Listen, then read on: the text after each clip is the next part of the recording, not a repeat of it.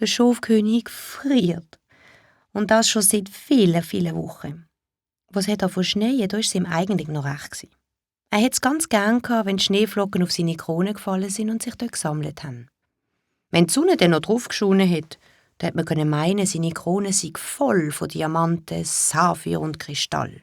So wunderbar hat es glitzert. Dann hat sich der König gern mit hoch erhobenem Haupt vor seine Hütte gestellt und sich von seinen Mitschöfli bewundern lassen. Das hat der König geliebt. Aber kalte Füße, das hasst er. Und die hat er jetzt.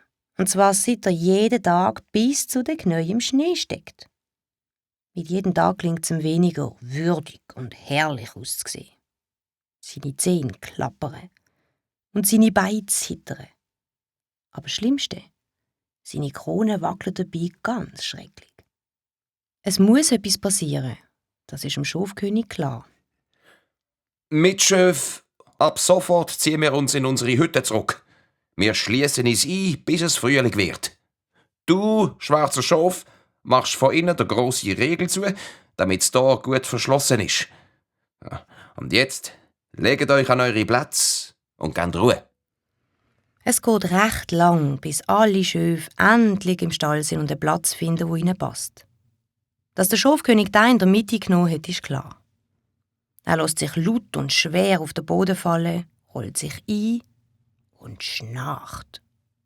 Natürlich am lautesten von allen. Ausser seinem Schnarchen hört man überhaupt nichts mehr im Stall. Oder doch? Ganz hinten liegt der Erwin und der Ranzo. Wo er recht hat, hat er recht, unser Schafkönig. Bei uns ist es gemütlich und warm. Und es hat für alle genug Futter. Jedenfalls für uns. Genau. Das ist nämlich unser Futter und unser Haus. Das teilen wir mit niemandem. Der Ranzo redet immer mit vollem Maul. Das Essen ist ihm das Allerwichtigste im Leben. Darum nennen ihn die anderen Schöfe Ranzo.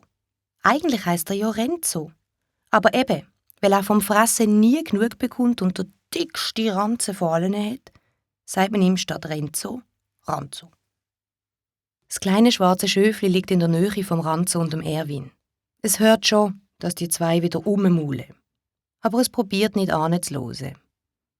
Es mag die beiden nicht wirklich. Ständig haben sie etwas zu meckern, zu lästern über den oder über Sally und haben immer Angst, sie könnten zu kurz gehen oder jemand anderes könnte ihnen etwas wegnehmen. Auf einmal klopft es an der Tür. Alle Schöfli sind mit einmal auf den Beinen. Es gibt ein rechtes Durcheinander im Stall und alle blöken gleichzeitig los, sodass keiner mehr den anderen versteht. Der Schafkönig bahnt sich einen Weg mitten durch das Chaos durch.